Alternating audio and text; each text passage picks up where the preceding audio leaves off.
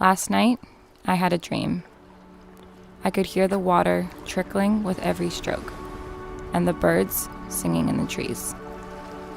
The bright white reflecting off the warm blue water, and I could smell the fresh air. This season brings me so much warmth. Today, I think I'll go to the lake. This season stays not for long, and these moments are rare. It seems to come and go faster than we have time to appreciate it.